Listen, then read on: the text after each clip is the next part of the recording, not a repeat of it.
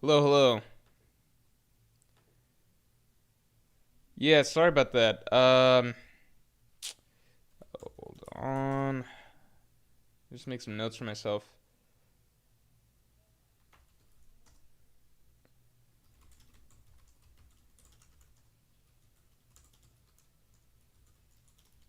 Okay. Yeah. So stream quality should be good now. Let me explain the issue. Let me explain the issue. Um, and I've got is Grizzly Adams here? Grizzly Adams, Elijah Petty, because I've got to catch their supers. Yeah, Elijah Petty, I see you, so let me respond to you first. And then we got Grizzly Adams. Um, the reason that we just had an issue was because I I plugged in my Ethernet as I was walking after the stream had started, as I was walking back, and as we learned from past experience, that's not a good thing. So I should have had the Ethernet already in there. That's my bad. I'll make sure I'll have the Ethernet in from the beginning going forward. Let's get stream. Okay, Grizzly Adams and Elijah Petty. I got you guys. So I'm gonna get Grizzly Adams first, and then Elijah. Let's get the stream lights up to 50 real quick, so that everybody can find their way back here. Sorry about that, guys. Grizzly Adams, thanks for the 5. In order to get the giant corpses on Punk Hazard, Cross Guild would need to recruit someone that they know is there, meaning Law, Doflamingo, or Neomads. Ooh, that makes the Doflamingo play very interesting. Because I just always feel like Doflamingo to Cross Guild is a stretch, because it's just like, it's so much work just to get Doflamingo, who is just not that strong in the grand scheme of things now. And the thing he does have is a lot of knowledge, connections, potentially still resources. But it's a lot of work to go to just to break out Doflamingo, who they don't even know if he'll play nice with them. But Law joining Cross Guild would be a fun little idea. Law, I think, would fit right in. I think he would be quite at home in Cross Guild. Neomads is also another really fucking good point. Neomads is kind of made for Cross Guild, huh? Elijah Petty, thanks a lot. Do you think Perona is related to Toko? No, I don't think so, but now it's just like anything is possible in One Piece, so it's just like anything is possible, you know? Uh yeah, am I watching Dandadan? Yeah, no, I'm watching Dandadan. I think Dandadan is just a lot of fun to watch. It's great for I like the character roster. I love Dandadan's like in between stuff. Does that make sense? So like I like the pace and like slice of life side of it. It's not necessarily slice of life, but it allows the characters and their interactions and everything to breathe and give time in between. And it's actually fun and effective at doing that. I also think that the cast of characters is pretty pretty endearing so far. Um Yeah, and they've got like quite a they've assembled it's assembled I'm just watching episode to episode in the anime. So it's like assembled quite a big roster of characters that are all generally pretty likable pretty fast. A lot of them are simpler and more sidey character types, but um it's a fun group, and then I think the main thing that matters is that the core two characters Okarun and Momo are they have a great dynamic. Great dynamic.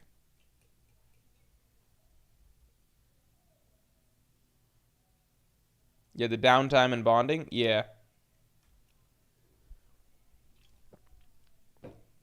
I definitely think it's just a really um, fun and light series to watch in that sense. But it's also got strong like the animation and the creativity is really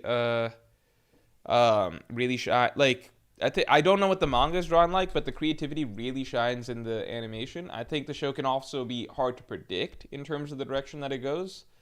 Mini arc to mini arc. I think one of the things that I find interesting, and I really wonder if this is because I know that um, Dandadan's mangaka was a Fujimoto assistant. Fujimoto tends to like so a lot of the offbeat, more quirky, like unpredictable writing style. That's typical of Fujimoto. Obviously, Dandadan's very distinct, but one of the things that I think is interesting is that Fujimoto tends to not do longer story arcs. Fujimoto likes the shorter, quicker story arcs that like piece together into a bigger storyline. At least that was the case with Chainsaw Man. Even with Fire Punch, yeah, like it's how do you really separate out the arcs, right? Um, and I've always liked that Fujimoto does that because it feels like at least Chainsaw Man part like Fire Punch, Chainsaw Man Part 1, Chainsaw Man Part 2. It feels like the whole thing is like a singular concept and then these are just the segments of the concept. Dandadan so far has all been short story arcs. So I'm curious if that's just what it is like for the beginning, like One Piece, or if it's like that's generally the trend for Dandadan going forward. Because I do like bigger story arcs at a certain point for a lot of series. I find that an effective pattern though is definitely, of course, like you tell shorter story arcs first to get used to the characters in the world, and then you do your first big story arc. I still remember like let's see, so Black Clover. I think that was a good example of that, which is like it told lots of short story arcs to introduce us to all the Black Bulls, and then it told us the first big story arc with like the Water Temple Dungeon, right? Like I think that's a common thing in lots of shonen. I don't know. But then you have like other things like Naruto where it's like the first story arc is like the Hidden Mist Village, and that's actually a pretty extensive story arc to start with.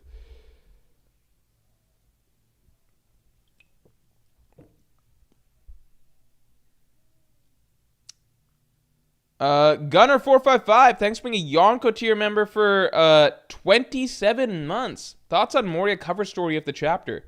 Hopefully God Valley soon, shaping up to be an all-time great flashback. I won't mind 50 more chapters of this. Thoughts on Moria cover story? I mean, so actually I dropped a video today that goes in depth into the significance of Moria being revealed as a Kazuki, and just why I think that says a lot probably about his direction and role in the story going forward. So honestly, you can check that video out. It's a whole video. Moria is a big section of that. Banward says, we're currently in the longest arc in Dandadan so far, and more fans are thinking that Dandadan might be a long-ass series, 500 chapters at least. Ooh, that's exciting. That's very exciting. Yeah, I'm still going to try out the rest of Gachiakuta, but I feel like, Kaiju number 8, I gave a try, just didn't feel it.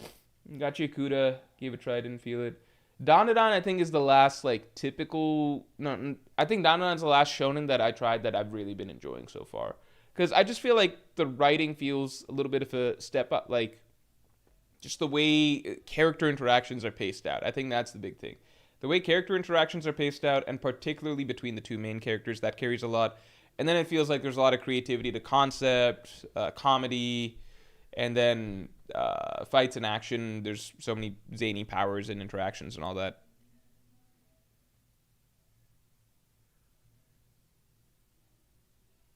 Akush says Gachiakuta is so good and saying that Morch doesn't like it.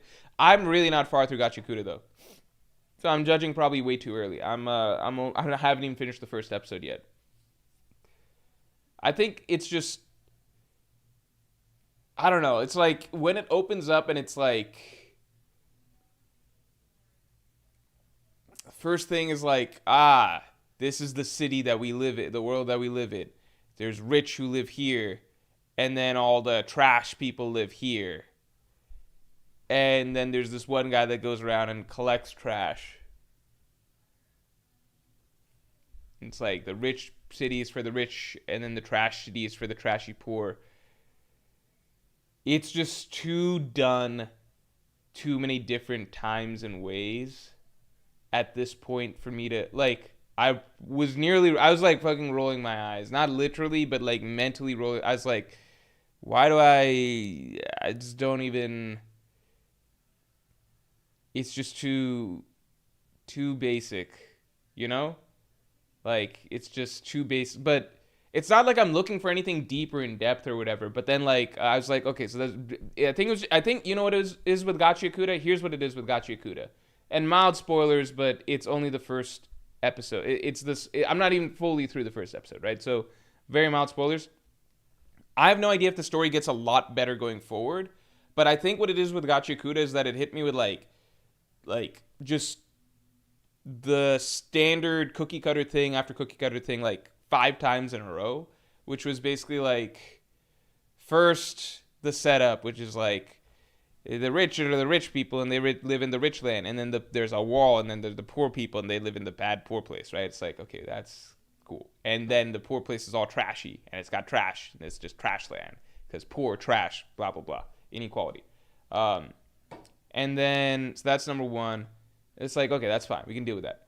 But then number two, it opens with like main character, people making fun of him. It's like, okay. And then the first thing that happens is like the girl that he likes is like, I forget his name. You're doing this, like his first conversation with her is just like the most, like, you've seen it in anime like a million different times, and she seems like the same exact type of female love interest character that you've seen a million times. And then there's this rabbit thing he has. He's like, this is something that's special to me. We don't know what it is yet. Okay, moving forward. He's got a father figure. Something happens to the father figure right away. It's just, it's like it's just like all of this in the span of like 10 minutes, like 10, 12 minutes. And I'm just like, this is like if somebody fed young adult and shonen tropes to an AI bot and had it spit it out. That's what it felt like getting through that for me. Now, I don't know if it gets way better afterwards. I'm just saying that's my experience in the beginning. So maybe it gets a lot better later.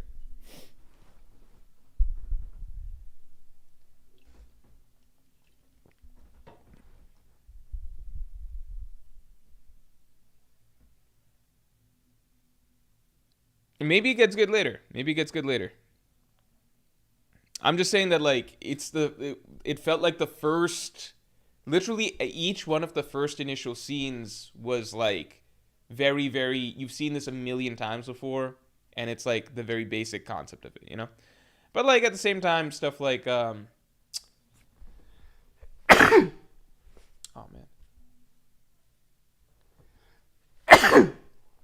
man. Yeah, at the same time, like, you know, there's plenty of series that are basic like that early on, and then they get more interesting. So I don't want to judge too early. I mean, like, there's even series that felt like painfully straightforward for a while, like Fire Force, but I just kept going because I had nothing else to watch at that time. And then eventually I got into Fire Force, and then I had fun with it. I'm never gonna be like, oh, Fire Force is amazing, but I found it very enjoyable.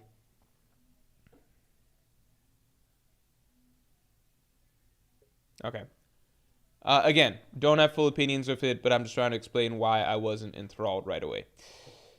All right, everybody. So now what we're going to do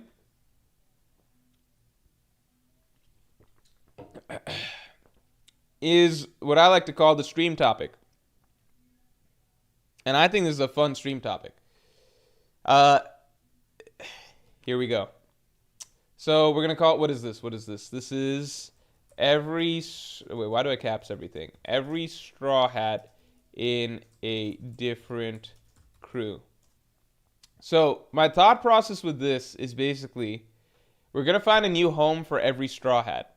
All right? I think, okay. Putting every straw hat in a different crew. So here are the rules. Here's the concept. Here's the general concept, all right? The rules. You know what? Rules should be in red, right? Rules should be in red. I think we always do the rules in red. And this can be black. The hell? Select black. Am I just not allowed to select black? What the fuck?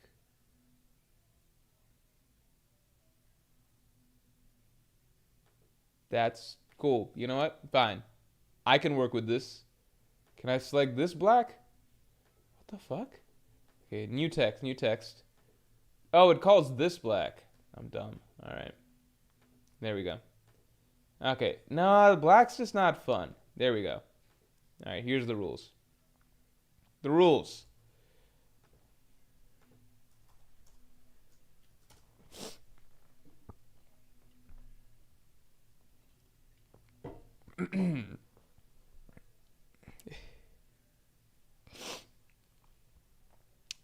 Rules are very simple. Um, very, very simple. Basically, if each Straw Hat was not in the Straw Hat Pirates, what crew would they fit best? Based on personality, potential role slash value to their crew,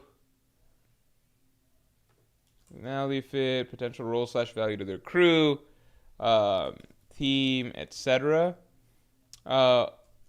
Both the Straw Hat and the crew would have to be cool with it. Would have to find it a mutually good fit. So, for example, like, just because, like, what's a really evil crew? I guess what's the most evil crew in One Piece?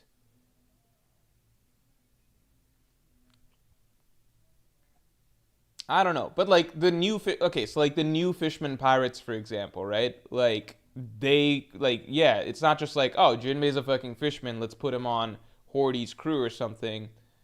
Jinbei wouldn't want to be on that type of crew, and they wouldn't want him on that type of crew because they view him as a goody goody. So it has to it can't just be like a simple like what on paper looks good. You have to take into account character.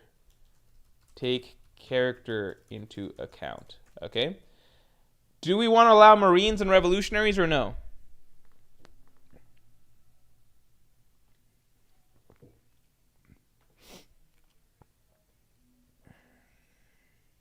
Do we allow Marines and revolutionaries?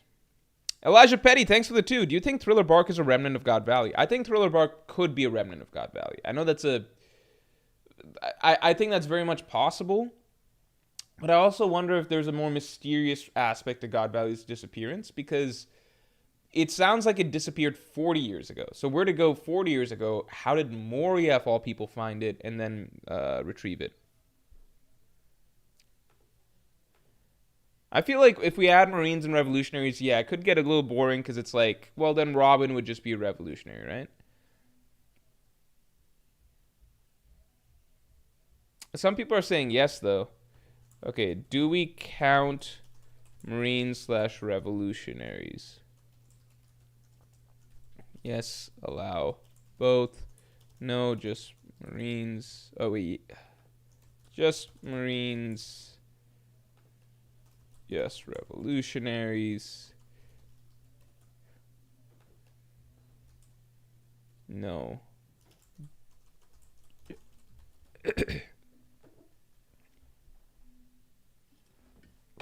I'm going to set an alarm for myself to remind myself to order me some ramen before I forget.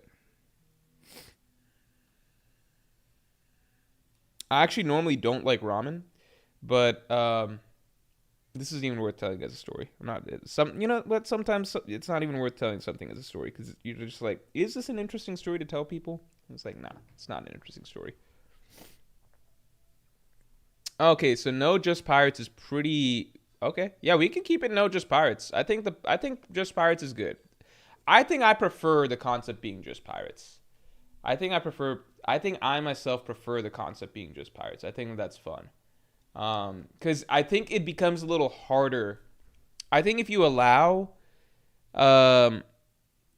like if you allow the revolutionaries, the problem is that they become another safe pick.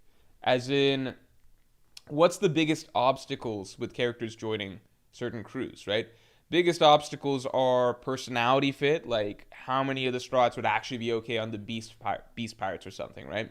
Personality fit, easy theme fit or whatever. But then the problem with the revolutionaries is that it's almost, they're the good guys and it's very, very welcoming, right? Like they'll take pretty much anyone or everyone, right? So revolutionaries, I think, are an easy cop out, you know? It doesn't make us have to do some difficult decisions.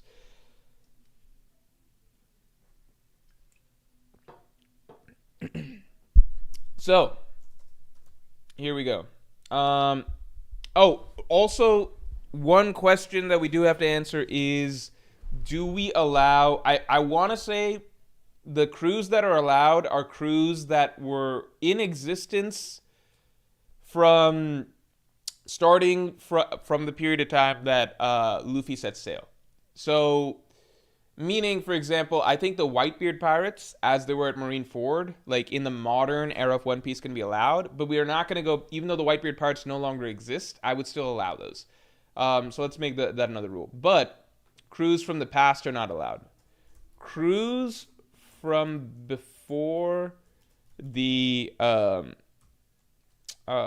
start of the story 2 years ago, not allowed. Example, Roger Pirates. Okay? But crews that have been eliminated over the course of the story, example, Whitebeard Pirates, are still allowed.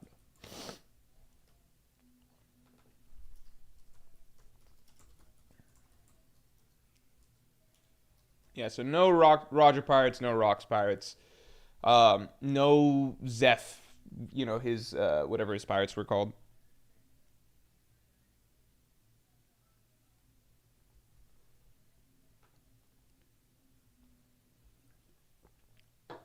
Yeah, I think the Big Mom question is an interesting one regarding, like, would Sanji join the crew? I think that's an interesting question. All right, so let's get into it. Straw Hats. Zoro, we'll just do an order of joining. Zoro, Nami, Usopp, Sanji, Chopper, Robin, Frankie, Brooke, Jinbei.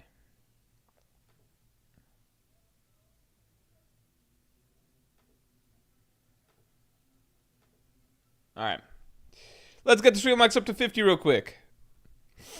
So Zoro is a very, very interesting question here. Zoro's a really tricky question. Because, so the problem with Zoro is it's, I mean, a lot of it comes down to him being a Conqueror's Haki user. He only follows Luffy because he only respects Luffy.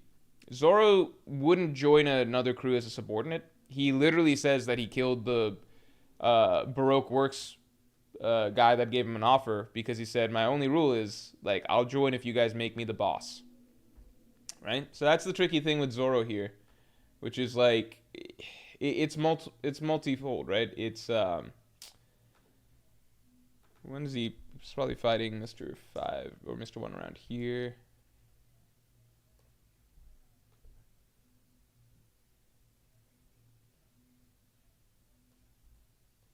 I think he talks about that a little bit later.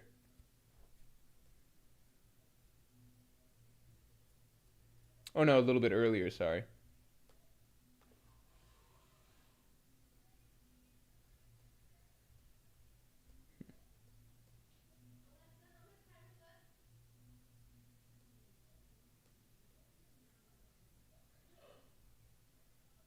Yeah, he talks about, I don't know the exact chapter. Probably it would be before the Nami fight. But anyway, it's the same thing that we see, when he has his little encounter with the Celestial Dragons, which is basically,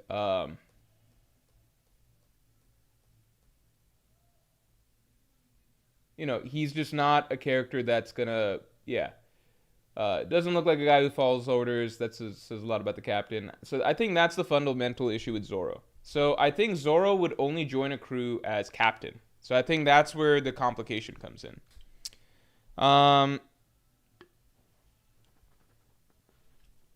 Because it seems like Luffy's the only captain that he's willing to work for.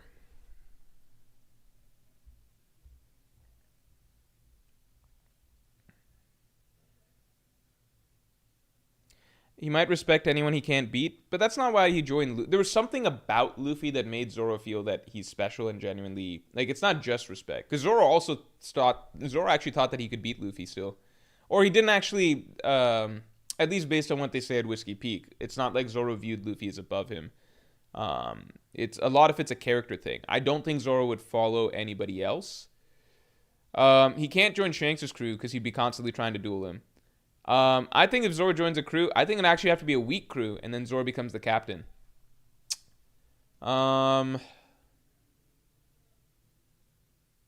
So let's look at the crews in One Piece. Let's take a look at the One Piece crews, right? Meek, thanks for hopping in. Sup, how's the stream going? Pretty good. Pretty good. One Piece all pirate crews.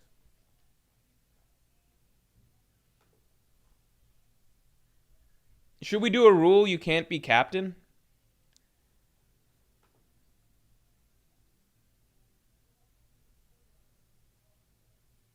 If we do a rule that you can't be captain, cross guild. I think Zoro could join cross guild. I think Zoro joining cross guild makes a lot of sense. I think that's the only one. Because if the rule is that you can't,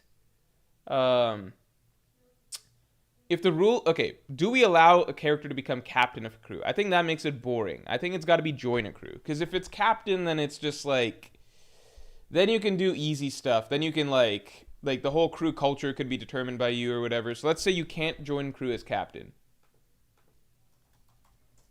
Can't join crew as captain.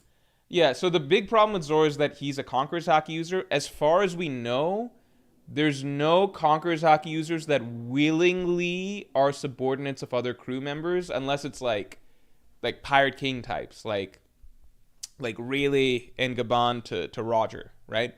But aside from that, like, there's a reason no other Yonko have Conqueror's Haki users. Like, even Yonko don't have Conqueror's Haki users as their subordinates. The only exception is Katakuri, because Katakuri is literally Big Mom's kid, so he's born into the crew from birth, so there's no choice there. And then he has to stay to protect all of his siblings. So that's the tricky thing, because there's no other real example like Zoro. Like, Odin was willing to join Whitebeard. So Conqueror's Haki users will join other characters, but it's only Pirate King level characters is the kind of the trend that Oda's done. Can we think of another example where a Conqueror's Haki user, because like the concept of Pirate King, as Chinja explained, is like it's the King of Kings. That's what a Pirate King means, right? So I think that's reflected in the fact that like a traditional Conqueror's Haki user is never going to be a subordinate to another Conqueror's Haki user willingly, except the Pirate King's the exception because he's like so great that even other Conqueror's Haki users are drawn to them. Yeah, Whitebeard, because Whitebeard... But you guys are bringing up Ace as the example. Ace is the example that proves exactly what I'm saying. Did Ace just walk over to Whitebeard's crew and was like, I'll join you guys? Quick, what happened with Ace joined Whitebeard? You guys are talking about Ace joined Whitebeard as though that's proof that a Conqueror's Haki user would be happy working under somebody else. Does everybody forget the circumstances of Ace finally agreeing to join Whitebeard? Does anybody fucking... That's exactly what I'm fucking talking about. If Whitebeard showed up and told Zoro, join my crew, Zoro would have the same fucking reaction that Ace did. But obviously characters with personalities like Odin, Rayleigh, Gaban, they willingly joined their captains, right? So a part of it is circumstance, like what is your own goals and everything. But then the other thing is I think also there's just... I don't think anybody under Pirate King level can get a Conqueror's Haki user to serve them. I think that's kind of a trend. Doflamingo was never a subordinate to Kaido. He was a business partner. Yeah, so is there anyone under Pirate King level? Because Rox was essentially Pirate King, Roger was then next Pirate King, and then Whitebeard was Pirate King essentially post Roger. It was then his era. I think that is kind of a statement thing by Oda, that it's like, there's a million Conqueror's Haki users, but like the King of Kings, that's what a Pirate King is. That's how the Pirate King is described. And so they're the only ones that actually have Conqueror's Haki users willingly join them. So I think for Zoro, it's just Cross Guild. I think Cross Guild's the only one that fits for Zoro.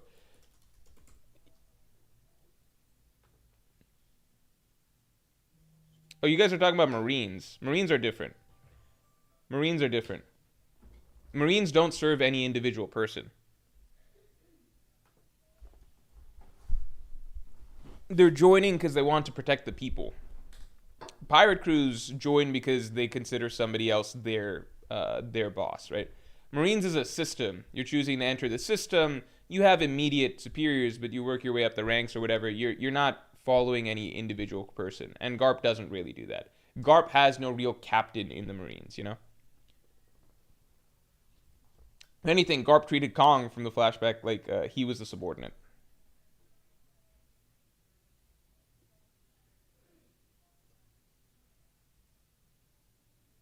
Yeah, Marines is a system where you can just travel up the ranks and become the boss. You're not specifically, like, bowing down to any one captain. Like, Sengoku, yeah, conquers Haki user, but rose to the top of the Marines. He runs the Marines, right? He essentially became the cap. Like, you're joining a system where you can rise through the ranks and become the captain. It's not the same as a pirate crew. Like, if you join the Beast Pirates, it's like, Kaido is my boss forever and ever, and that's just the way it is. That's why we don't see that in the pirate world, really. Outside of Katakuri, who was born into it, right? Like, that's why there's no other examples of a Conqueror's Haki user serving somebody else.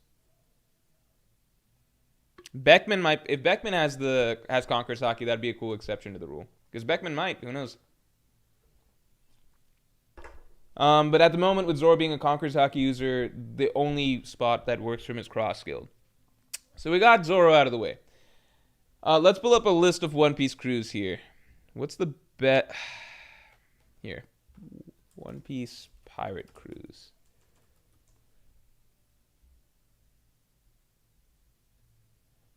I want to pull up a good list for you guys, but it's there's too many. Okay, I found a Reddit post that lists them, but not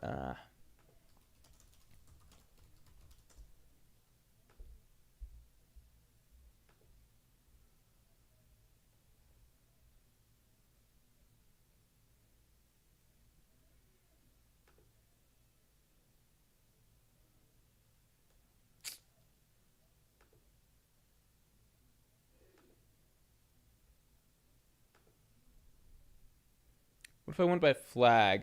All One Piece Jolly Rogers. No, this doesn't give it. No, this is pretty good. No, this isn't good. Because the thing is, we're going to be forgetting shit, you know? It's going to be hard to do when we forget stuff. All One Piece flags.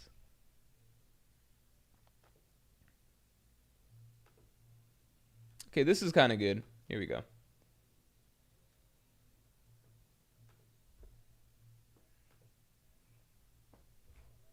All right. This seems good. This is a good little reference point. All right, so Nami's tricky.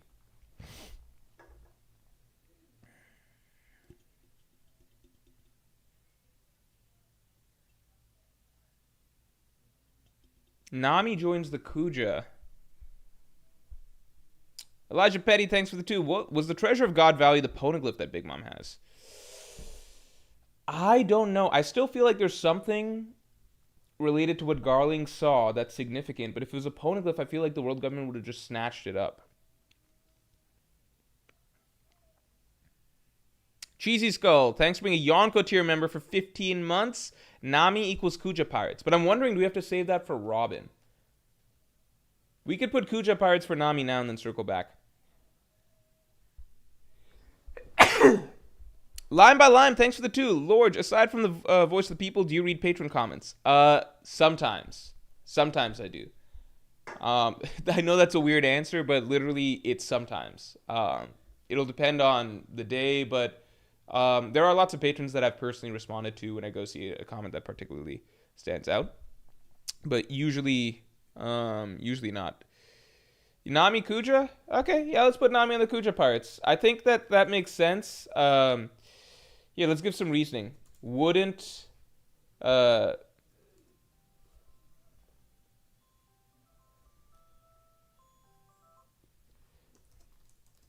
Conqueror's Haki users canonically only voluntarily follow Pirate King level figures. So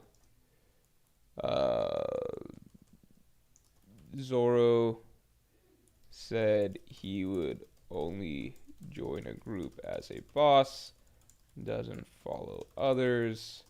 Cross guild as an alliance is only option. Kuja pirates. They like to steal treasure. She fits right in as a woman.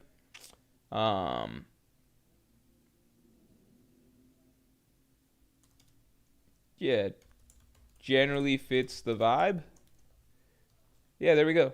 Okay, so Nami Kuja pirates, but I feel like we might have to circle back for Robin. I feel like we might be circling back later.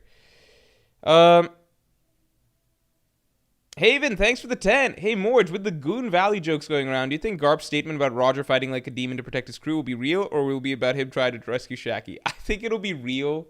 I think it'll be real. The events of the story are getting pretty emotionally dramatic now, with like the whole Rox and Harold falling out and everything.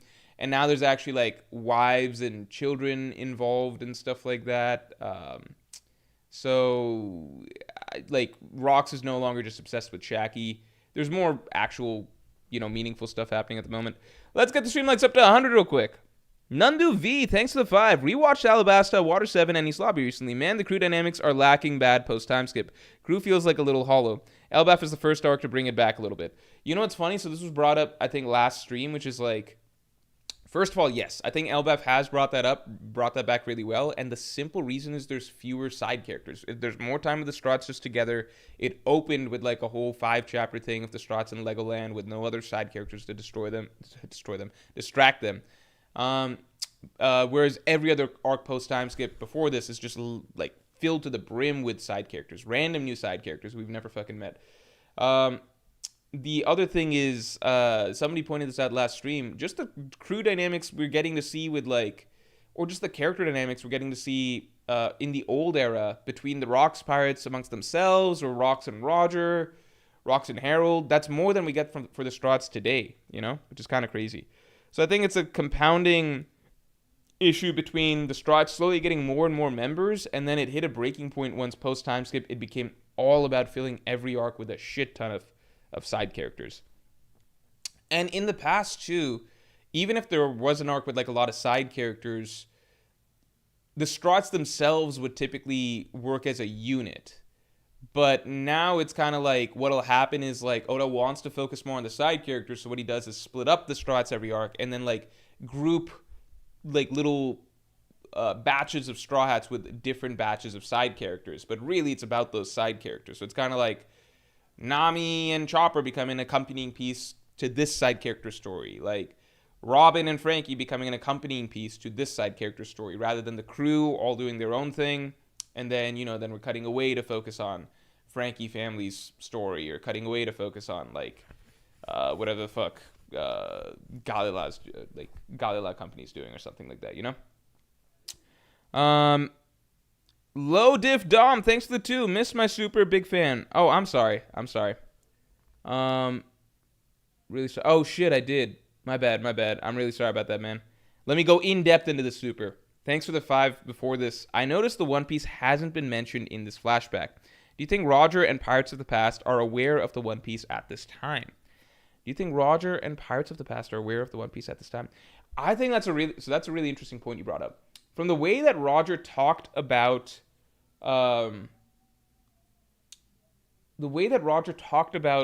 what he had found, or what he was searching for, to Whitebeard and Odin at that meeting, right? The way that Roger was talking about it, I get the sense that it wasn't like super common knowledge before this necessarily.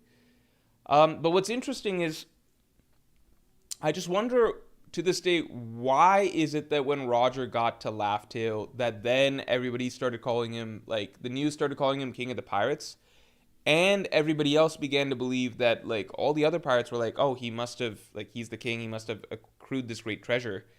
Like, why is it that doing that just led everyone to believe that he would have accrued this huge wealth, that he'd found something, all of that? I feel like, because the story that we heard before was that Roger, over the course of his pirate career, had accrued a lot of wealth, etc., and then he left it all in one piece, and the island he's supposed to left it at is Laugh Tale, right? What we've learned in retrospect is actually, no, Roger went to Laugh Tale and found something there that people then began to believe is the One Piece, right? But things like the cause and effect, what came first, what came second, that's become more muddied, right? So I think a lot of that becomes a big like question mark over the course of this backstory in particular, where it's like, when exactly do characters start obsessing over like the idea that there's something big at Laugh Tale? Like, when did that happen? Is it just like all this other major stuff happened and then sometime later Roger went to Laugh Tale, totally unrelated, and that's when this big discovery was made and that spread like wildfire? Or was this always something, and then Roger was just the first person to find something that people had already been looking for? I think the flashback will answer that, but I don't think. I think it's very possible that the pirates are not aware of the One Piece at this point in time. I think it's very possible.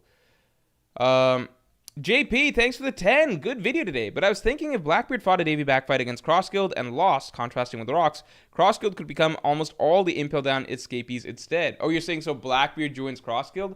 Blackbeard as part of Crossguild would be sick. That's like a really fun, that's a very fun concept, but I just don't think that Blackbeard would be drafted into that group necessarily. I think Oda's trying to build him up to be his own thing. All right, who do we have for Usopp? Usoland, captain of the Tentadas? Yeah, we said can't join the crew as the captain. Sorry, it looks like that's being covered up at the moment. Usopp and Beige's crew. Usopp fits Shanks' fodder alliance, to be honest. Maybe Usopp could be, maybe Usopp with the red-haired pirates. No, but the thing is that with the red-haired pirates, it seems that all of their core crew needs to be really strong. And we're saying that they're joining the core crew only.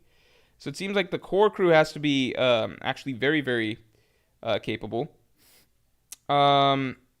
Which means, sorry, I'm trying to order something at the same time. So if the core crew has to be very capable, I don't know if they would take Usopp. And I feel like all of the crew is probably very accomplished hockey users. I could see Usopp in Beige's crew, but I don't know if he would want to join that whole mafia lifestyle. Yeah, let's take a look at it again. Let's take a look again at some options for Usopp. Yeah, this is what we're looking at. So okay. Hold on. I want to order ramen, but I don't normally order ramen. So I feel like I just don't know what to get exactly. You know what I'm saying? You know what? I can figure it out. So this was good.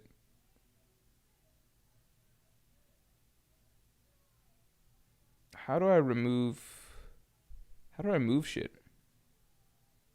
What's pork chazu?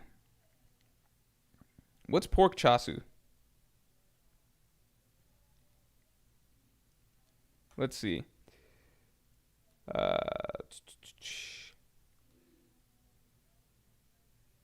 Yeah. And I want an egg in here. Let me get an egg in there. How do I get an egg in? Fuck. Is egg just not an option?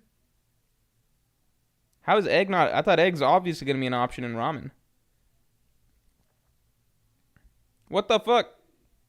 I just want some egg in here. Man. Wait. Protein. Here we go. Protein. I'm sorry, everybody. I gotta figure this out. Ah, man. All right. I guess we just roll with what we got. What's kikurage? I don't know what kikurage is. Kikurage. Oh, mushrooms. I like mushrooms. Okay. Ajitama. I'm feeling a little... Oh, Ajitama is egg. Oh, man. All right. We already got egg in there. I just didn't understand the cultural stuff. What's nori? Nori. I can fuck with seaweed. All right. Cool. All right. Yeah, this is good. I like this. Okay. I like all this. So for context, I'm feeling a little bit under the weather right now, so I don't want a bunch of complicated stuff. I just want very basic ramen. That's what I'm ordering here. This is good. I like this. I like this. I like this. All right. All right, here we go. I'm going to do delivery. Yeah. Yeah, there we go. All right. All right. And we are set. Okay. Continuing on. Sorry, everybody. Just had to make sure before places close and all that stuff. All right, anyway. Okay. Where are we putting Usopp? Okay, let's just quickly look through this. So, this is not an option for us. Beige, it kind of works because, like, Usopp, Beige could probably always use, like, people that shoot and shit like that. I actually think where Usopp might be best, now that I think about it, Heart Pirates. I think the Heart Pirates work for Usopp. Because the Heart Pirates, I think the general vibe of the Heart Pirates kind of fits, like, they're not a hardcore group. Like, that's the funny thing about the Heart Pirates. Like, Law is this really, like intimidating, or at least very stoic, serious, kind of scary type figure almost. But then his gang is just, like, a bunch of, like, softies that are kind of goofy and silly. And Law really cares about their well-being, so he literally, like, sends them off to the side when I think he's worried about them not, like, doing so hot. Like, he literally sent them away to Zoe to be safe during the entire fucking, during the entire Dressrosa arc, or whatever. I think the Heart Pirates are a really good bet. I think the Whitebeard Pirates as well, just because everybody's welcome there, weak or strong. So I think that'd be a good place for Usopp to flourish, and he would never, you know, one of his feelings of insecurity is obviously what he experienced with the Going Merry, right? Like, oh, I'm not going to be strong enough to keep up with everybody. They're going to leave me behind. So I think that the Heart Pirates could be good. Wait, does everyone on the Heart Pirates have to be a doctor?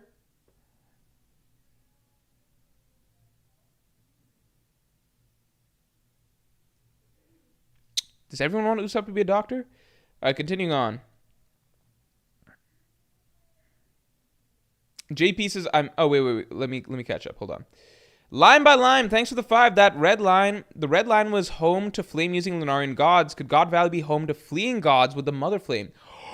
Do Lunarians and the Mother Flame connect? Oh, shit. If there's going to be Lunarians on God Valley, that could be really cool. And I do think Lunarians and Mother Flame connect. Just watch my big video on the mural. I referenced that a little bit. JP, that's a really cool idea. JP, thanks for the 2. I meant Blackbeard loses his Impel Down crew members. Oh, Blackbeard loses his Impel Down crew members, but gains the Cross Guild members? That could be cool. That could be interesting. Heart Pirate is also very good for Chopper. No, because the Heart Pirates don't need Chopper. Because Doctor's, like, Law's already a very, very capable Doctor. It's not just about themes. Like, part of it is fitting, like, mutual needs. I think the Heart Pirates are where Chopper would be the most redundant character imaginable, you know?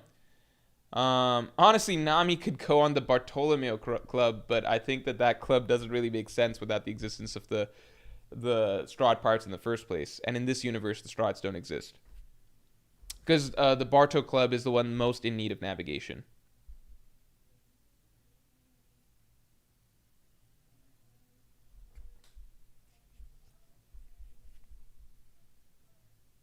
Is all of the Heart Pirates... Oh, they're nurses? Okay, they're nurses. Fergoog Muhammad says, Usopp wants something that challenges him. He wouldn't join a soft crew. I don't think he actually wants... It's complicated, because, like, part of him wants to be challenged, but his first instinct... He doesn't want to be forced into things, either. It's not like the Heart Pirates are a soft crew. Like, they're going around just, like pussyfooting around the New World, you know? Like, they're still a serious-ass pirate crew. It's just, it wouldn't be hardcore. It's not like the Beast Pirates or some shit like that, you know?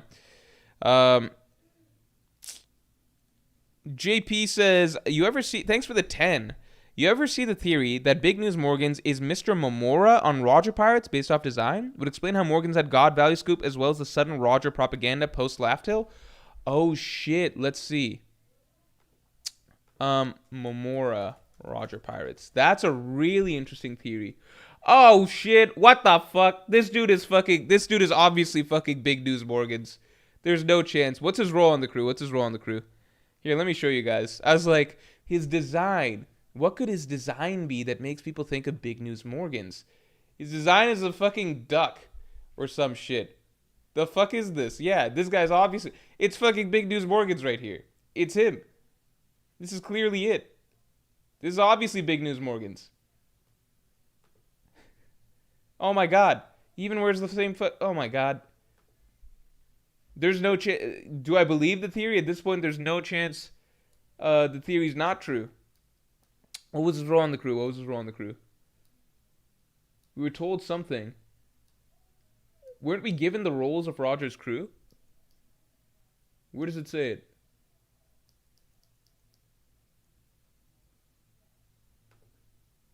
What's his role?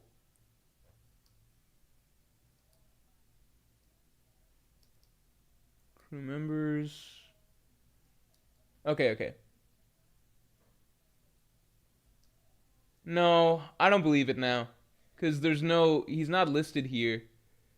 And he would be something like intelligence officer or something like that, right? Nah, never mind. Maybe it's possible, but I just wonder why he's not like given a role or anything. All right, anyway. Jade FW, thanks for being a Pirate King tier member for 33 months. Morge, I'll use my free message to trage on Kaiju number 8. Why not? Please don't spoil it, because I might go back to it. Outside of maybe the first chapter, that 30 protagonist is written like any other anime 14-year-old. Super lame power convenience. He's at 97% instead of 96%. Oh, super lame power conveyance. Yeah, I don't like the this is not huge spoilers, but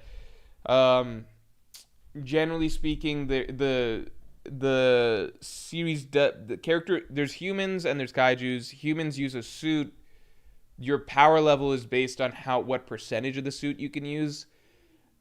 I think that that's an inherently not interesting way to do power levels. If you're gonna do power levels, I think it's inherently not interesting to do it by a percentage, because you already see the top. Like, part of the exciting thing about power levels is like, it might be silly, but like, it's when there's a bigger number, right? Bigger number than before. That's exciting, right? Like, Frieza's like at this 100k or whatever, but then he goes to his second form and I was like 500k. We didn't even know that's possible. Then like over 1 million, then like 50 million. Like, it's like you're like, you can be like somewhat mind blown to a certain degree by like, oh my god, like I didn't even realize the numbers could go that high. That's impactful. But when you do a percentage, it's already out of, a set number, right? So it's just, when a character's at 96%, you already feel like you're close to the best that things kind of get. It's just not as exciting to be like, okay, well,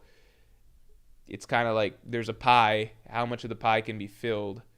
I think that kind of takes the one aspect of power levels that's actually interesting and makes it less interesting by being like, we have a hard cap on everything. Like, when the character who's a prodigy girl or whatever, she's at like 40% already. Now she's working her way up higher and higher. It's like, yeah, but we know our cap is basically like 100. And I wouldn't be surprised if at some point or something it's like, oh my god, this character can actually go to 110% of the suit's power.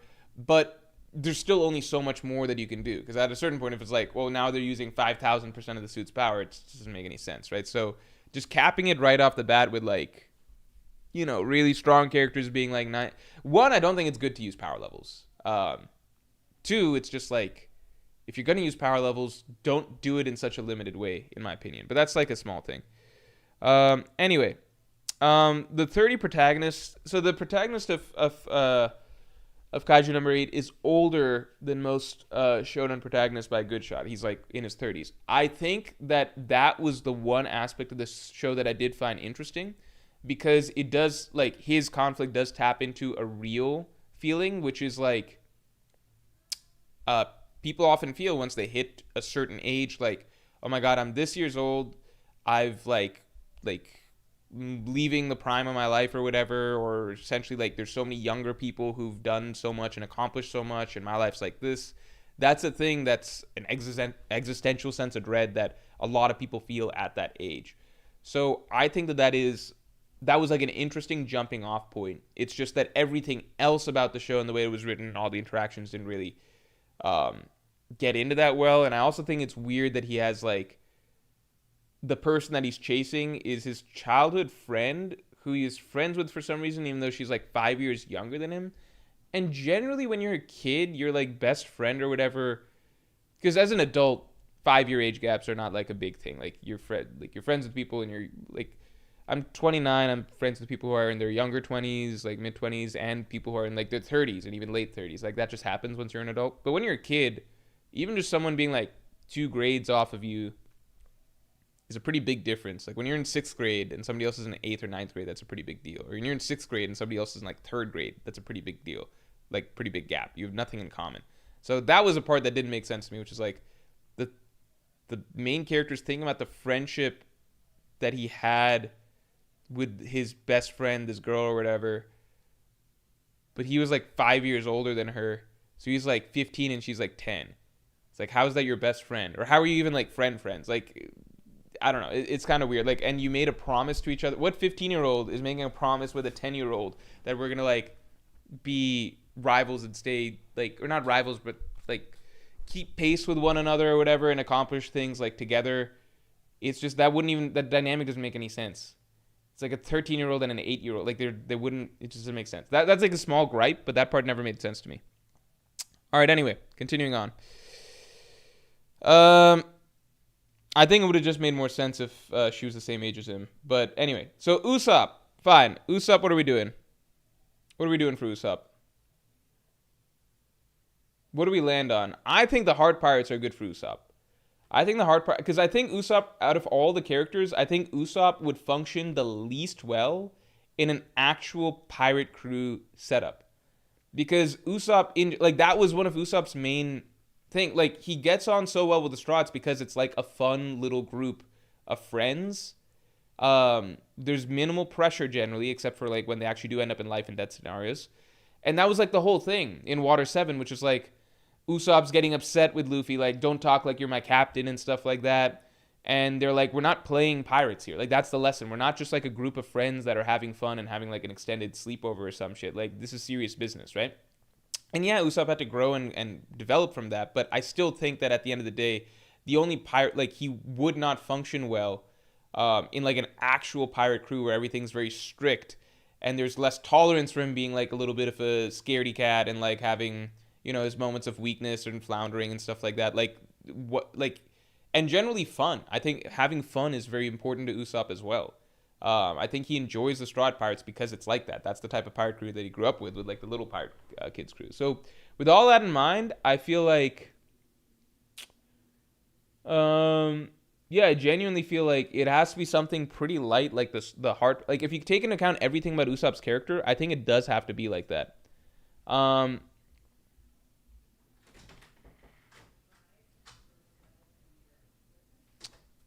You see what I'm saying? Like, if you really analyze Usopp's character, I think people are basing it off like, well, what Usopp's trying to be.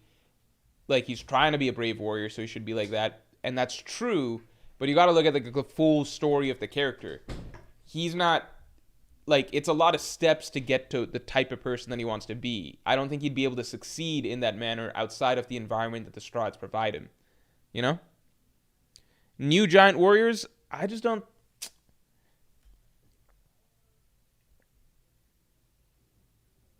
Maybe the New Giant Warriors, but that's like, it's just because they're giants, right? That's literally it.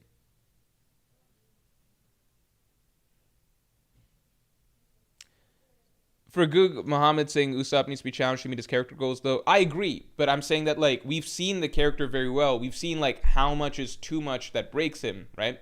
We understand that the Straughts are the perfect balance where, like, he needs a lot of leniency and allowance for his cowardice and everything like that for him to then be able to succeed in the moments where he steps up and does all those, like, impressive things, right?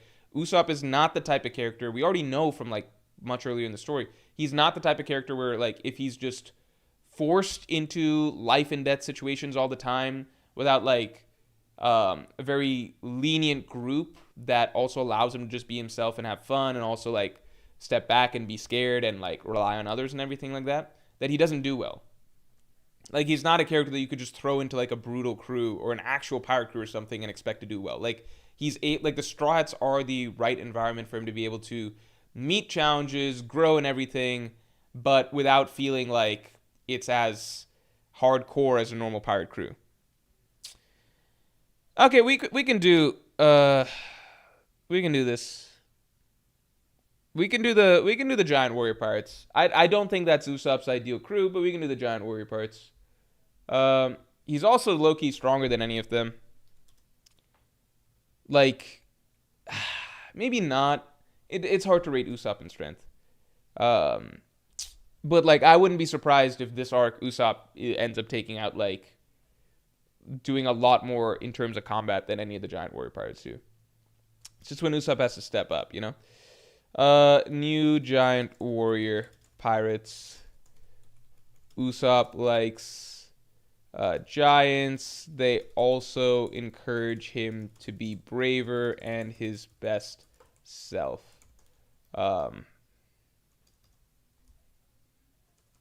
Being around giants. This is a good point, though. Also naturally makes him want to be braver and his best self.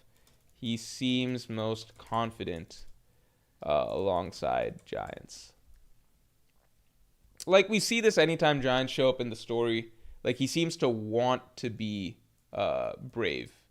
Like, even when, like, the first time we saw Usopp really pumped and excited to go to the next island was when they're on the ship to Elbaf, you know? He's actually the one that's like, I want to go.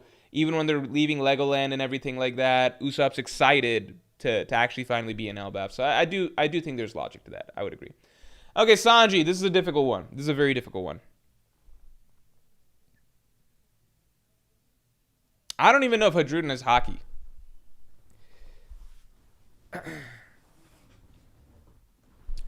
Whitebeard, a Sanji family he never had. I think Whitebeard would be a good crew for Sanji. I think Whitebeard pirates because of Sanji's father issues. Although he might be upset because he views Zeph as his only father, so he might not accept he might not accept Whitebeard as his father. That's the tricky thing.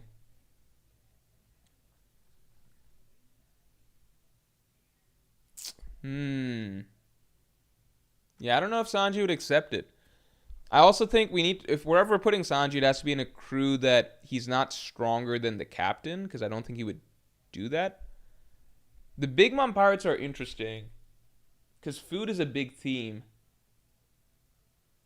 I feel like the Big Mom Pirates might be fine. Why not the Big Mom Pirates? Food themed, he's their main chef. Is that like okay? I guess it could go against his values because they steal food from others, so I think that might not be right.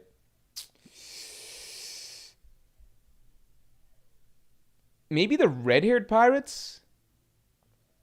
I feel like the red-haired pirates actually is a very good bet for Sanji. I feel like the red-haired pirates is perfect for him. Because I feel like Shanks is the type of captain. Here's my argument for red-haired pirates. Red-haired pirates. Shanks is probably type of captain Sanji respects, as he is kind, right? Kind, also not very forceful, and wouldn't try to control Sanji because Sanji's very since Sanji's also not super obedient, might be a conqueror's haki user as well. Wouldn't try to control Sanji. Also, the crew travels to islands and meets women often, with other members also being womanizers. I think red-haired pirates is actually perfect for Sanji. I think Shanks is actually a very good captain for him, Because again, like Sanji, Zoro, they're only gonna join. Like Sanji, I don't think he would join anybody that he doesn't respect. Shanks is the type of captain that Sanji would probably respect, and I think Shanks is like also a very kind, good figure that Sanji could like actually want to follow. And yeah, a bunch of bachelors sailing around, meeting women. That's their whole shtick. I think it works. Lucky Roo also loves to eat. Yeah, I think I like that fit.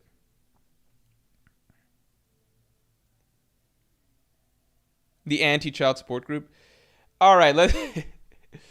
All right, Chopper. Um,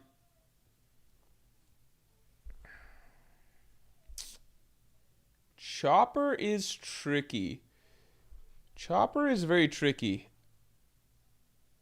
Low key,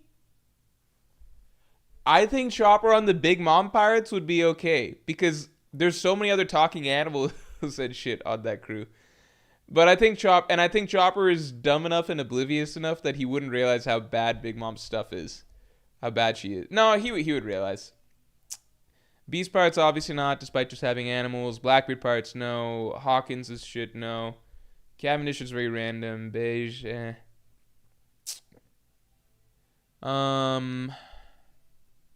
Kid Pirates, no. I don't even fucking remember what this is. What the fuck is this? Is this Baroque Works? Fuck no. Maybe I'm misremembering. I don't remember these crews. Who am I looking at? I don't remember these Jolly Rogers well. Heart Pirates, I guess we could put Chopper on the Heart Pirates. They just become a fucking broken ass doctor crew. We know Chopper and Law kind of get along. Maybe Chopper on the Heart Pirates. They don't need him is the thing. That's my biggest thing. They just don't need him. He could be their pharmaceutical guy because of Beppo, but it's just the most redundant crew choice ever. The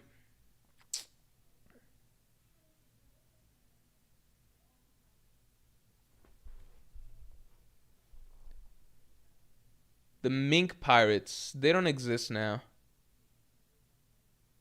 Don Quixote family.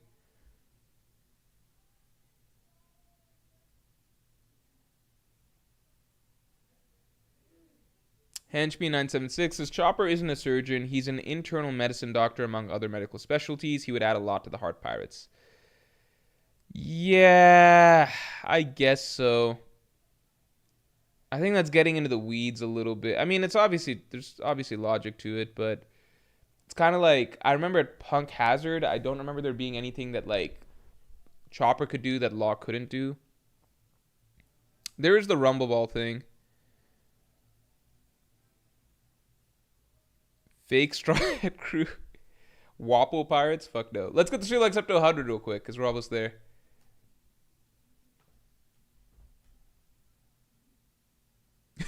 Fake Straw Hat Crew. Yeah, it's just a Beppo helper. Okay, sorry. So Nandu V, thanks for the 5. What if Zoro went to Whole Cake Island instead of Brook? Crew's first Yonko would have given Zoro a proper fight/development and have some tension between him and Sanji. I think it was actually very important that Zoro didn't go to Whole Cake Island. That was actually something straight up that was talked about in because it kept Whole Cake Island to what it needed to be, which was an infiltration. Oda wanted the first big war against the Yonko to be Wano. Okay, that's the storyline where the Straw Hats and all their forces have a big war against Yonko. Okay, Whole Cake needed to be an infiltration mission for that reason, right? Whole Cake needed to be an infiltration mission. That's exactly why, like, Nami even talks about when they're inside Beija's castle, I believe. She's like they're talking about how they want to, like, fight Big Mom and everything, and Nami's like, no, we don't have our full forces here. We need to go get Zoro. Like, she literally calls out Zoro by name. She's like, we need Zoro and the others if we're going to go have a full-out war. And that's the thing, because, like, if you have the Straw Hats in Whole Cake, and you've got Zoro, like Luffy, Zoro, and Sanji there, you've essentially got the Straw Hats at 90% power. You know, like, that's essentially the core trio of the Straw Hats, right? The core fighting trio of the Straw Hats. At that point, it's basically like you're setting up for a big, like, Oda's essentially, it would come into question almost like, why is it not? Like, why are they not trying to fight more directly at that point? Like, Yeah, like throw Zoro at a Sweet Command or something, see how he does. Like get Sanji in the mix too. Um, the way Oda went was very much like the strats that he picked for the Dressrosa half and the strats that he picked for the Whole Cake half fit very logically what Oda was trying to do with both arcs. Dressrosa ended up in a big battle, so you've got a lot of the strats heaviest hitters at that point. Like obviously Zoro, um, Frankie, Robin, Usopp was the exception there, right? But you've got the strats heaviest hitters, right? You go to Whole Cake, you've got all the strats that'd be good at. You've got the weaker strats essentially, right? You've got Nami, Brook, Chopper, right? The only one missing there is really Usopp, who is in Dressrosa. You got Nami, Brook, Chopper, because it's not meant to, like Oda wanted to make it so that it's not really a battle arc at the end of the day. Like who's going to go steal Sanji back? It's the more stealthy strats, right? Nami the burglar, right? Brook obviously very good at stealth. Chopper, maybe you wouldn't automatically think of him as stealth, but you know, like it fits the vibe of the arc. Because otherwise, once you got too many of the heavy hitters there, then it's just like, okay, we're strapped up for a big war here, right? And Oda clearly wanted to save that for Wano, you know. T-Fly says Thriller Bark Pirates. Loki, I think Robin in the Thriller Bark Pirates. I think Robin in the Thriller Bark Pirates could be good. Can I put that in? Thriller Bark Pirates. Fits the vibe. Fits the vibe. They're kind of bad though.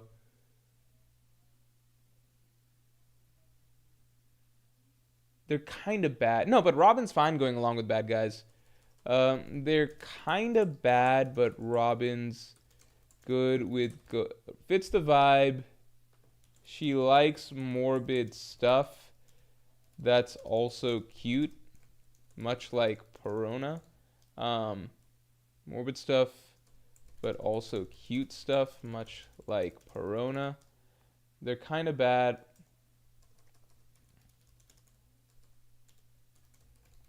Somewhat bad guys seen by like Baroque works. And she wouldn't even be special for being able to read poneglyphs, because Moria can do that too. So it's not like he would sell her out.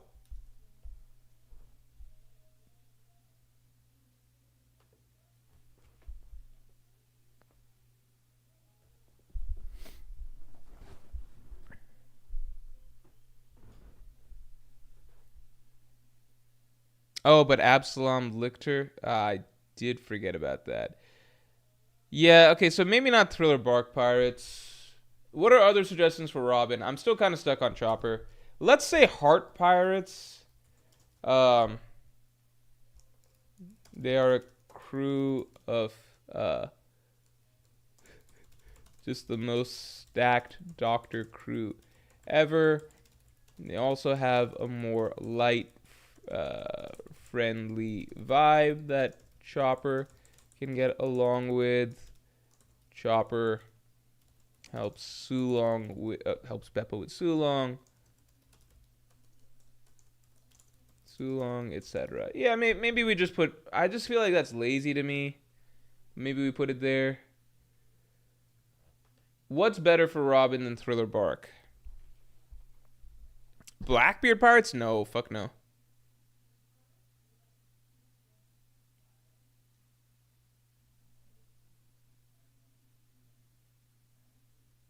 Chopper to Foxy Pirates, then he almost ended up there anyway. Yeah, but he wasn't happy with it. That's the thing.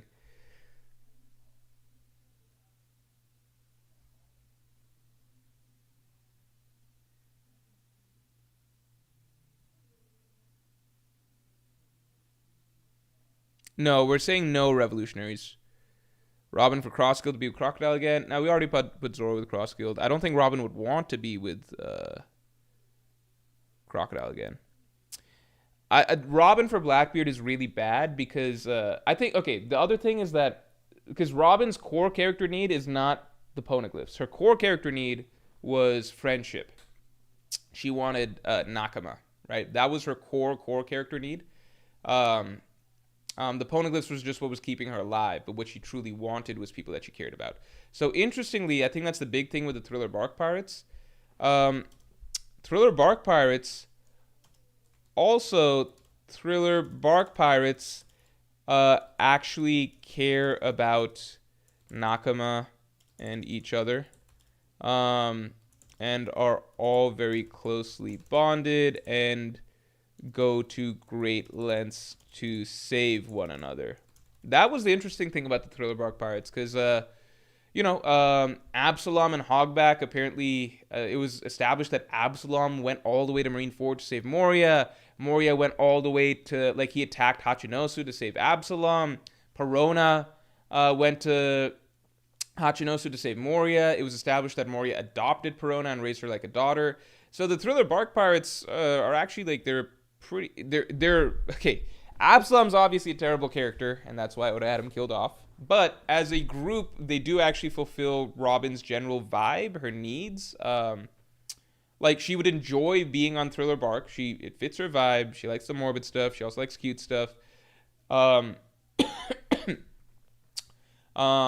She's not gonna be like, she would actually have somebody to talk to in Moria about poneglyph shit if she wanted to. And most importantly, they actually care about each other and risk their lives repeatedly for each other. And I think that's like a big, big part of her story.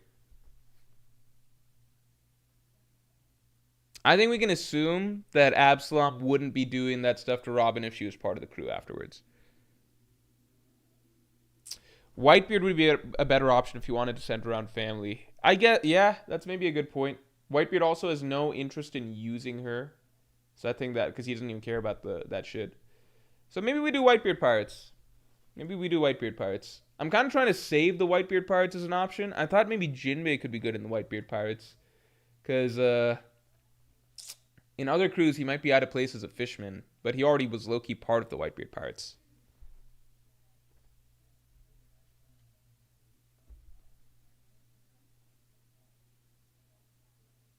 Yeah, as far as we know, Absalom wasn't weird with Perona. This is not to say Absalom's a good guy or something. It's just like, what's Robin's experience in the crew? I think she'd be fine there.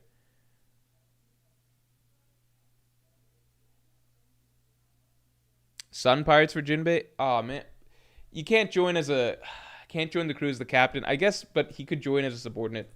Sun Pirates, very straightforward. Just join his old crew again, but not as captain. I guess that's fine. Okay, well then, how about Brook? Maybe Brook joins the Thriller Bark Pirates. How about that? What if Brook joined? What would Brook join? I can put Robin in the Whitebeard Pirates, because they would be a good home for her. Whitebeard Pirates. She finally has a family that would always protect her, which is her greatest character need. And they would never sell her out to world government. Yeah, I guess Whitebeard Pirates. Oh, no. Robin, she's not a dude. They would not let her join the Whitebeard Pirates. As far as we know, Whitebeard Pirates is exclusively dudes, right? Was Whitey Bay an ally or a captain? Let's see. I forget. She was a member of the Whitebeard... Oh, no. She's a member of the Whitebeard Pirates. Okay. Former member of the Whitebeard Pirates. Okay.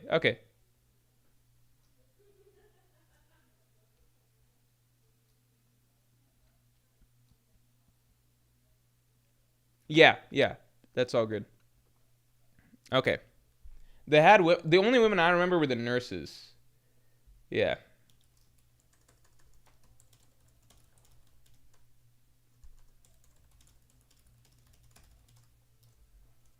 Okay. Frankie, let me just check on food real quick.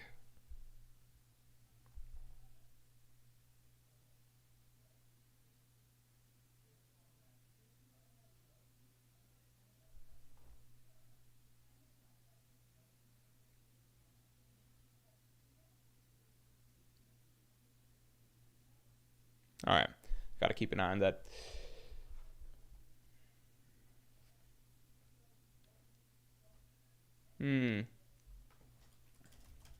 Hold on.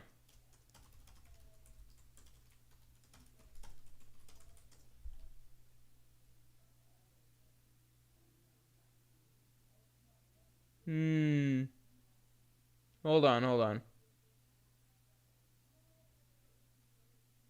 No. Oda never. Okay, here. This is confusing.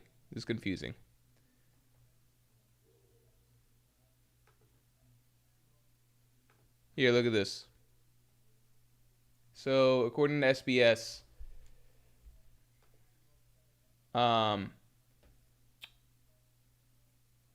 Whitebeard never allowed any women on his ship as fighters. That's why there were no women on his ship when they showed up at the Paramount War at Marineford. He was prepared to die in that battle. He ripped off all the medical apparatuses that kept him alive. Yeah. I don't, because that's probably why Whitey Bay left the crew at some point. You know? So I just don't think that Robin, like, she'd be allowed to be on the crew, I guess, but not as a fighter, which is kind of absurd because she would probably be like top 6 or 7 strongest characters on the crew, right? Kachan says Robin doesn't have to fight, but that's just like very like, isn't that weird? Isn't that like one of the literally one of the strongest characters in his crew, and he'd just be like, well, you're just not allowed to fight because you're a woman. I just don't know if that, like, is that the best environment for Robin? I feel like Thriller Bark gives her this, like, why is Whitebeard Pirates better than Thriller Bark? Is it just because of Absalom? Because Absalom can be a really bad dude, but at the same time, like, he can be a really bad dude, but at the same time, like, that, it's more about, like, her experience there. I don't know if he would be a pervert to her while if she is one of the active members. Does that make sense? In terms of her experience, I feel like the Thriller Bark crew is like a better fit just because all the vibe fits her. She was actually legitimately excited to go to Thriller Bark. She was like, I like the thrills. It fits everything about her, like her morbid curiosity. She likes cute stuff like Perona. Like, I feel like there's a lot there that fits her. There's another poneglyph reader on the ship. And they're just as tight with each other. Like, they'll go to the same lengths to protect each other as the Straw Hats or the Whitebeard Pirates do. So to me, that fulfills all of her stuff very well. The Whitebeard Pirates, it really is an all-dudes club. And Whitebeard seemed to have shaped it that way later on as well. I don't know. Like, what are the pros of the Whitebeard Pirates versus Thriller Bark?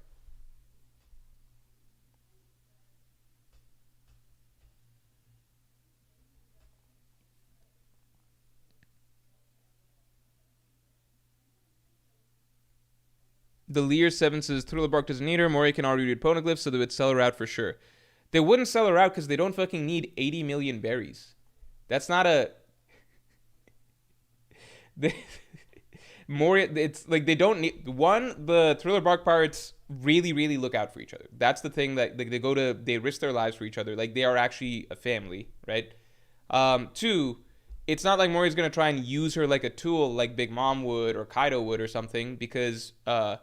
he can already read the poneglyphs himself. So it's not like she would be a tool to him. And 3, it's like 80 million berries means jack shit to the Thriller Bark Pirates.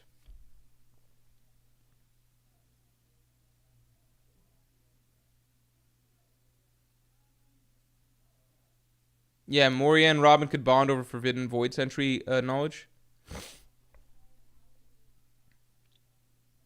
They're already fucking rich at Thriller Bark. Remember, the Strats looted them, and they're like, oh shit, now we're rich. Okay, I'm going back to this. I just think it's like it's very, like, the Whitebeard Pirates is very clearly a guys club. Like, it had Whitey Bay when they started, but Whitebeard turned it into a guys club. The only women allowed are nurses. Robin's not even allowed to fight. And that's a big thing, by the way. Robin wants, like, she made it very clear, she wants to be able to fight because she wants to be able to protect her crewmates as well, right? That's a clear, very important part of Wano, right? Like, she doesn't just want to be a crewmate that's there as like a prop that's protected or whatever. She wants to be able to fight. She wouldn't be able to be herself in the Whitebeard Pirates. All right, I'm going back to Thriller Bark Pirates. Hold on. I'm just gonna Control Z a bunch till we get there.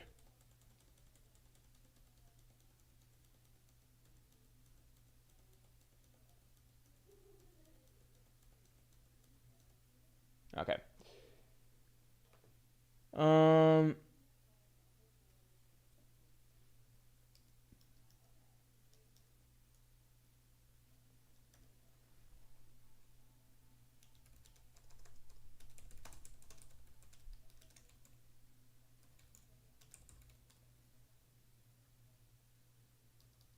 Okay.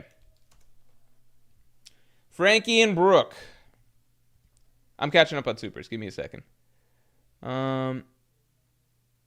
Salvador, thanks to the 2. Foxy Pirates chose Robin in the expanded anime Davy. Yeah, I have no comments on that. That doesn't mean that she wants to be there, or that yeah, that doesn't mean that she wants to be there.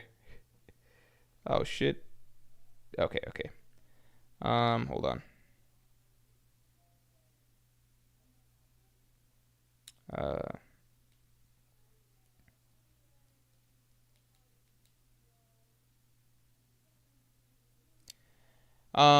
Yeah, I think that's, and it's an anime exclusive. I just don't have much comments on that. Grizzly Adams, thanks for the 2. Brooke for Foxy Pirates. Frankie Galera. So Brooke still needs. He still wants to find. He still wants to find Laboon, right? So I don't know if. What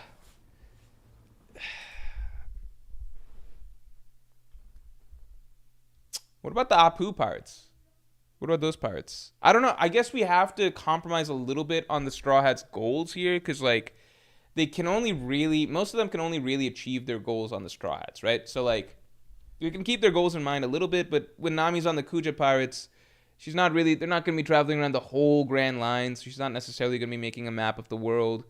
With Sanji and the Red-Haired Pirates, they're not necessarily looking for the all blue, you know? Chopper could actually pursue his goal a little bit on the Heart Pirates.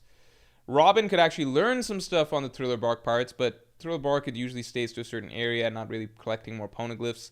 So there's got to be some compromise there. Zoro is, in a sense, closer to his goal in that, like, he's right next to Mihawk. But it's not like Zoro just wanted to be around Mihawk, otherwise he would have never left Kurigana.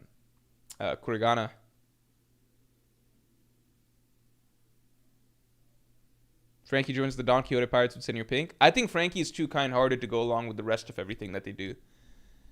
I feel like Frankie fits Beige's crew.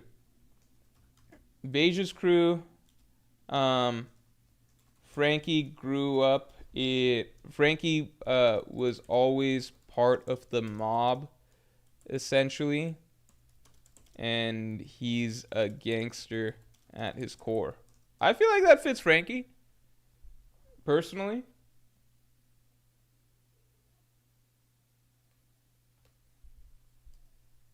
he can also supply them with weapons, and they are a crew that relies on firepower a lot.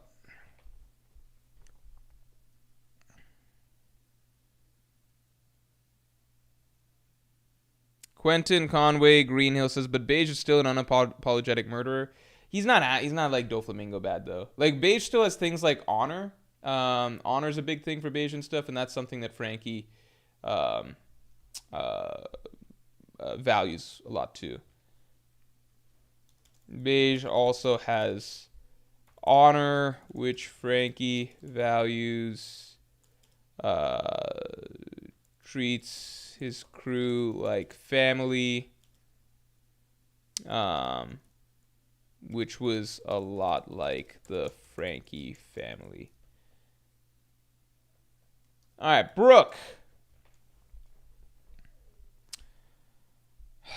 Brooke. The one exception for Beige is, like, I think pre-time skip Oda didn't have his concept fully fleshed out, because, like, pre-time skip Beige just, like, stabbed one of his family members over literally nothing. But post-time skip, he's very much about, like, caring for his crew and his family and stuff.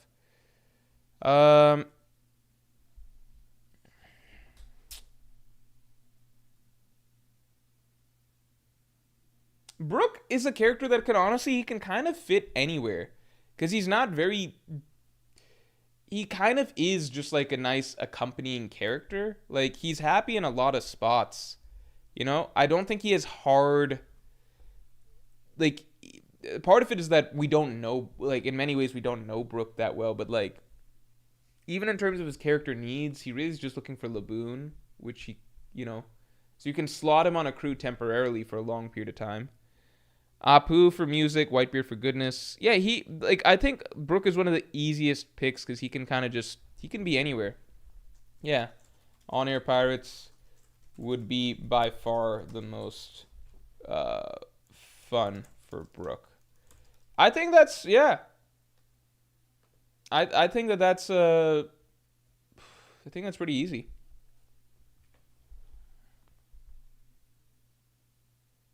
Neomads for Frankie. That's an interesting pick. I think they might be a little too immoral for him, but maybe I'm wrong.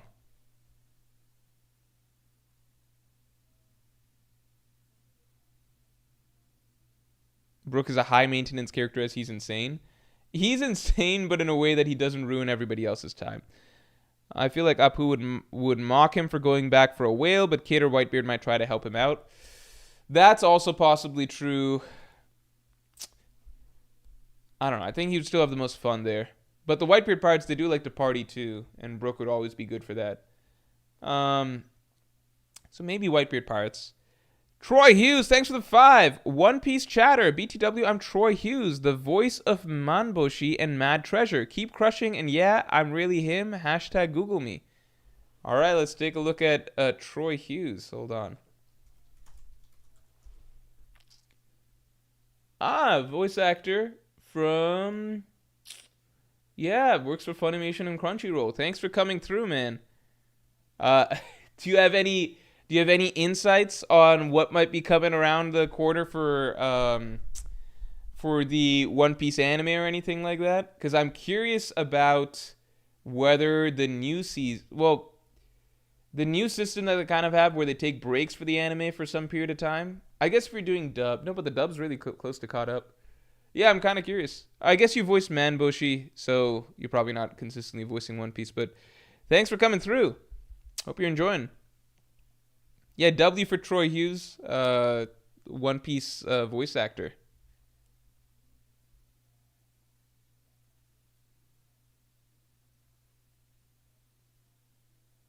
Brook for 5 Elder Pirates. Frankie for Germa. No, I don't think so. I think we got a good cast of characters here. So who do we think would be happy? I actually genuinely think most of these characters would really enjoy their time. I think Zoro on Cross Guild, I think that's the best it's going to get for Zoro. I don't think he's going to love Cross Guild because, like, it's a lot of big personalities that are going to kind of clash. Like, Zoro likes being on the Strats. He genuinely enjoys being on that crew and everything that comes with it. But I think Cross Guild, he'll tolerate it. Nami with the Kuja Pirates, I think she'll be comfortable. Usopp, I think, now that you guys convinced me, I do think he would genuinely enjoy being part of the new Giant Warrior Pirates. I think he would genuinely enjoy it because, like, Usopp really is, he becomes his best self anytime Giants are around. Even when they met Oimo and Kashi, for example, that's when Usopp was really, like he got his head back in the game and everything. He just likes, like, when Dorian Brogy showed up at Egghead, Usopp is his most confident self when he's seeing the Giants and he's around the Giants. Sanji, I think Sanji would love being on the Red-Haired Pirates, the more I think about it. He would love being on the Red-Haired Pirates because they do exactly what he kind of... It fits his vibe better. It's like a bunch of bachelors that like sailing around. They're good. They're not like evil pirates doing evil things or whatever. He's going to like cooking for them. His captain is actually like a very emotionally intelligent figure and a kind figure, which Sanji would respect, but an emotionally intelligent figure much more than Luffy, so less of a pain in the ass for him. And yeah, it's like a bunch of single dudes that are going around just meeting women at different islands. Like that's Sanji's dream, low key. So I think Sanji would love it on the Red-Haired Pirates. Chopper, I don't think, like, I think a big part of the life for Chopper with the Stride Pirates is that he likes having his friends and his family that he can, like, have fun with, that he can goof around with, be a kid with. That's not quite the same as the vibe on the Heart Pirates, but they're still more lax and they still have fun. Or maybe not have fun, but they're still more lax. Like, he would get along with them well. And he can become, like, he can be a real doctor nerd there. Like, share a lot of info and everything. Robin, Thriller Bark Pirates, I think she would be genuine. Assuming, so all of this hinges on Absalom, us assuming that he would not be sexually assaulting one of his own crewmates. Because he doesn't seem to do that to Perona. They all seem to get along there. But Thriller Bark Pirates, if we assume that caveat for Absalom, then it's perfect for her. Because it's literally her vibe. It's what she said she likes when she arrived at Thriller Bark. It's pretty much ideal for her. She likes that cryptic shit. She likes that morbid shit. She also likes some cute shit, like stuffed bears and shit. But like, they also have that stuff there. She has a fellow poneglyph reader. And the biggest thing is that Robin needs to feel like her crew she can trust. They're her nakama. They'll protect her. And that's all what the Thriller Bark Pirates are about. They're the only kind of like villain pirate group that we've had that like really, really cares for each other and all goes out of their way to like risk their lives to protect each other and stuff like that.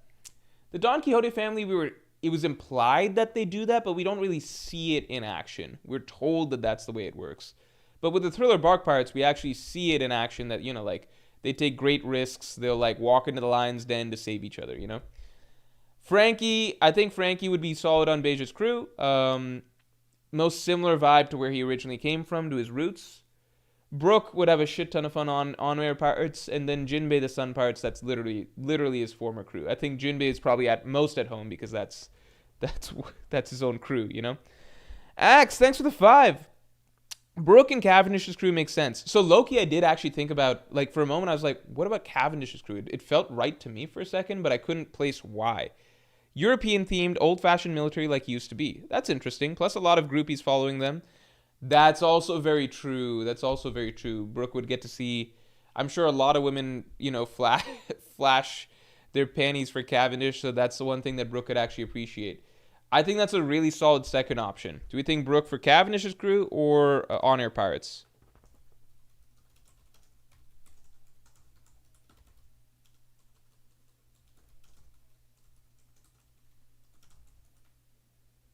Cavendish is also a better dude than Apu, so that could factor in as well for Brook. Mihawk D. Goat, thanks for being a Yonko tier member for 24 months. People who say Mihawk is irrelevant don't understand the parallels between him, Shanks, Luffy, and Zoro. Also, Oda saving Dragon Shanks, Mihawk for best hockey.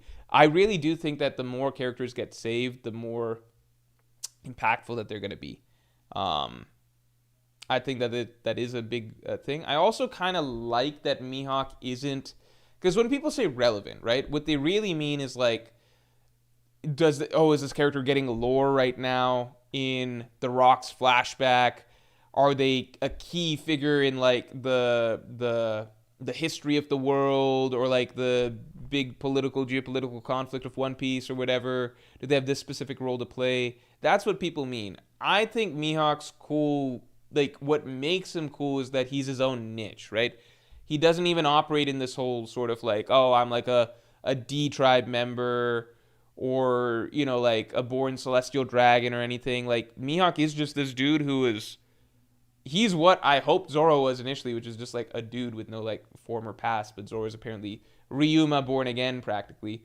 But Mihawk is just this dude who became really, really strong, reached the pinnacle of his own field, and then essentially retired. And the thing is that Mihawk does have an interesting past. We were told that he was once the Marine Hunter. I wouldn't be surprised if we get some really interesting Mihawk lore down the line, but it doesn't need to be tied into all of the Destiny stuff that's happening in One Piece right now, because I think he just is a really strong character. That is obviously important for, the second most important character in One Piece's story, right? But Mihawk himself, I think Oda does have a lot stored for him. It's just Oda's not trying to force him into the dynamic of everything else. Okay, Cavendish crew. All right, here we go. Cavendish crew. Axe, I'm just going to copy your comment. I'm just going to straight up copy your comment. I think Brook would have the most fun on the On-Air Pirates because it's just constant music. But I think Apu just not being a great person or captain would matter to Brook at the end of the day. Like, he does care that Luffy's a kind person and everything. All right, everybody. This was fun. This was fun. Uh, yeah. This is actually. I can imagine all of these characters in these groups. I can imagine Zoro and Cross Guild scowling with the rest of them. Nami and the Kuja. Usopp being pumped up to be part of the new Giant Warrior Pirates. Sanji, I literally imagine in in chapter 1 where we have all of them partying in the bar and talking about how great life is. I imagine Sanji in bar doing that too and being in bars right there with Ben Beckman, who's also apparently a womanizer, if I remember the SBS or Vivre card correctly or whatever. Both of them being wingmen. Chopper, I think this isn't the most natural home to him. I think it would be good, but not the most natural home. I think Robin would be happy here. Frankie would be decently happy here. Brooke, yeah.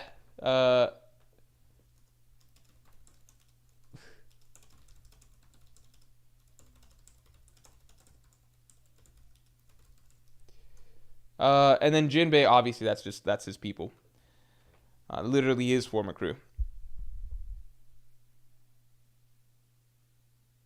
Cross Guild employee says, wait, Morge, I need you to answer a question. What's the question? Henchme976 says, I don't mind the Ryuma ancestry. His blood is so diluted that of the many generations, and Ryuma probs had tons of other descendants. For me, that's not the issue. It's not an issue. It's just a change in perception of Zoro as a character. I've always really, from when I was young, I've really, really, really liked Zoro as just the example of the character that just is even before Kuina, that's the important thing. Zoro was just a character who was just I want to become, this is the thing that I care about. I'm just driven. I just want to become the best in the world at this. And that's just something that really, really fucking matters to me. And I'm just going to make that my identity, my life. And then it's just watching someone who's just this small kid from a small town, basically just slowly try to carve his way through the world to reach the top, right? And realizing all of the things that come along the way and the obstacles and the real challenge of what he's trying to do. I've just liked Zoro as that figure. And I liked, again, that he had that dream before Kuina. So it wasn't some sort of thing he met Kuina and then he decided to become the world's strongest swordsman. I like that this feels Zoro's entire story, Kuina is referenced at points, but every time he's having a fight and Mr. One or against even Hachi or whatever, he has these thoughts to himself, if I'm going to be the strongest, I have to do this, or I have to figure out a way to do this, or I can't allow myself to be like this, right? It just feels kind of oh, this is probably how Michael Jordan used to think, or this is how Kobe Bryant probably used to think. It feels it's just the mentality of somebody who's just working their way up from the bottom all the way to the top, and the drive that they have. That's what I've really, really liked about Zoro. That's what resonates with me. I think things just change when you lose that idea of it's a nobody, just some kid who has a strong will and drive to achieve what they want to achieve. And they're working their way to become the greatest at what they set out to do. And it's just a person, right? I think the moment it's well, he also has special blood and he's also following in the footsteps of his ancestor who also achieved the same thing, I think it dilutes something for me. And it's not, and you can get into the technicals of well, the bloodline is so far removed, it's so many generations back, the genetics are I get that stuff, but it's more so just the idea that it suddenly feels more he's almost born to become the world's strongest swordsman instead of just being a kid who decided that he really, really wanted to do this and is just fighting to do it. When you find out he comes from, one, a lineage of other swordsmen, and two, somebody in his past already achieved the dream that he did, so it's kind of he's copying what that person did. There's just something that feels a little bit more diluted about it to me. I guess if you want to, I'm not saying bad writing or anything like that. I'm literally just saying personal preference. I personally like the idea that there's nothing inherently special about, I guess this doesn't even make him special. I guess I just like the idea that he is a nobody, right? He is a nobody, not the descendant of somebody famous or important or other great swordsman or something like that. He's just a nobody who went literally from zero to the top of the world. I like that idea. That's a personal preference thing.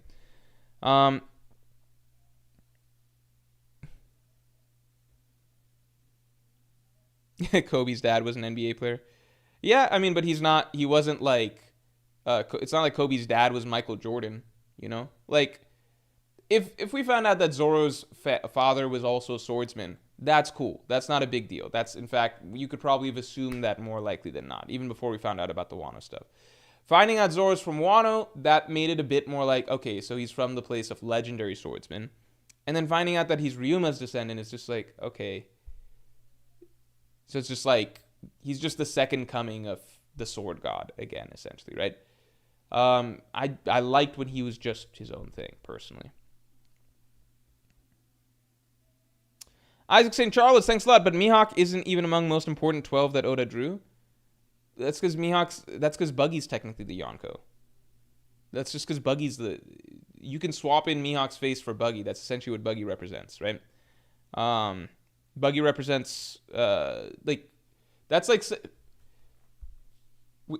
I'm trying to wrap my mind around the logic of that. Because that's like saying that, that all of the Straw Hats aren't, just think about what you're saying. That's like saying all of the Straw Hats aren't in the Vegapunk 12, right? So none of the Straw Hats are fucking important in the story, or none of them are relevant, right? Zoro's not important. Fucking Nico Robin, not important. Like, none of these characters are important, right? No, the captains are... Oda's not going to draw every fucking character in there. The captains are in there, right? So Mihawk is technically not the captain of Cross Guild. Buggy is. That's why Buggy's face is there instead of Mihawk. That doesn't mean Mihawk's not important. If anything, Mihawk is like... you can consider Buggy a stand-in for Mihawk in that Cross Guild... in that 12-character drawing, because we all know, obviously, that the actual... Oda's drawing the Yonko there, right? Luffy, Shanks, Blackbeard, Buggy, but we all know that Buggy's a fake Yonko, right? Like, the real Yonko-level threat, the reason Cross Guild is considered a Yonko-level threat is because Mihawk is on there, who's the they literally talk about it during the whole Cross Guild explanation. Mihawk is the Yonko-level fighter of Cross Guild. He's what makes them a threat. Highest bounty compared to Shanks. They're, like, stronger swordsmen than Shanks and everything, right? Like, that's the big threat, right? So... Buggy's the face, but we all know what the face represents. It represents Mihawk. St. Ed Golf, thanks for the 10. Hey, Mork, how likely do you think it is for Moria to revive Kaido and Big Mom at some point? Also, if Weevil joins Buggy, what if Stussy can drop some lore, possibly about him being Rox's son? I don't think Kaido and Big Mom are ever going to be, like, confirmed dead. I think it's more likely that they get released in, like, their actual forms than anything else. I think it's more likely Moria turns those ancient giants from Punk Hazard into zombies. If Weevil joins Buggy, what if Stussy can drop some lore possibly about him being Rox's son?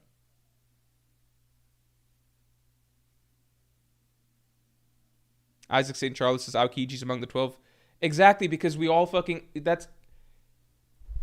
Who's been reading Aokiji's story? Who believes Aokiji is actually going to be a committed Blackbeard pirate member till the end of the story? Who raise your hands if you think that Aokiji is genuinely like, I just really fucking love Blackbeard and I'm going to make him Pirate King. Raise your hands if you think that, or if you think, like has been pretty much spelled out for us, Aokiji is an independent player who is pretending to work alongside Blackbeard at the moment, but really has his own agenda, which is why he's part of the 12, right? 12, what doesn't make sense. Anyway, continuing on. St. Edgolf, thanks for the 10. Hey, Mork, how likely do... Yeah, so I don't think, what do you call? Yeah, I just think that it's more likely Kaido and Big Mom themselves are released rather than... Because who even cares about them coming back as zombies? Because there's... Like, they just don't have any of their powers or strength or hockey or anything like that. It's just two bodies that are physically strong. Even their physical toughness was implied to be because of their hockey. Like, Big Mom, her body wasn't tough when she was screaming because of Mother Caramel, right? Like, that's when she's able to be injured and stuff. So it's implied that hockey is the reason for their physical toughness. Mori can get stronger body. Like, the body of Oars is going to be stronger than the pure physical body of Big Mom. It's the hockey that made, like, the inherent hockey that they always... were essentially walking around clad in that made them physically tougher than any other characters. But that wouldn't be the case if they're zombies. Also, if Weevil joins Buggy, what if Stussy can drop some lore possibly about him being Rox's son? If Weevil joins Buggy, what if Stussy can drop some lore possibly about him being Rox's son? Oh, yeah. I mean, there's theories going around now about even like fucking Kid being Rox's son. Like there's I don't know. That could be interesting. That could be interesting. Yeah, yeah, that could definitely be interesting. I just don't know what Buggy would do with that information, you know? It doesn't change his story that much. He's already committed to trying to find the One Piece and everything. He's not going to become a lot stronger, but that could be cool. Also, let's get the stream likes up to 100 real quick. JP, thanks for the 5. Wouldn't Sanji prefer a crew of women to serve? Technically, he did say Nami was 99% of his reason joining the Straw Hats.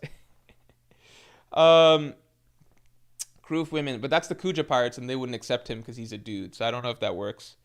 Bane, thanks for the 2. SPL lineage is hype for story driving characters. Special lineage is hype for story driving characters. I don't know. I think it's hype when it's used to a degree. I think once it starts to feel like everyone is just something from a previous thing, then it stops feeling as hype, but that might just be me.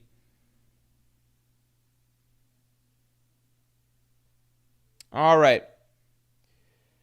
All right, everybody. I'm super hungry now. My food has arrived. I think that we are going to call it here. Thanks, everybody, for tuning in. I like the spots that we gave. I like all the homes that we gave the Straw Hats. This was fun because, like, before we started this, I really didn't know. I had actually thought before we started we'd have Robin ultimately end up in the Kuja Pirates, but people had Nami for Kuja right away. Yeah, before we started this, I really didn't have a clear... I was just like, there's so many other pirate crews in One Piece. There's probably some places that each character would be cool with going to. And I'm actually pleasantly surprised that it feels like everything like lines up really, really nicely. Because there's only so many crews that feel like they could be good fits. Because so many crews are filled with just such evil characters that it's like... Well, we can't send them there. But it feels like it all just lined up in a way that it's like, okay, everything kind of rounds out when you really think about it. All right, everybody. Thank you all for tuning in. This was a really fun stream. I had a good time. And yeah, with that, I will talk to you all later.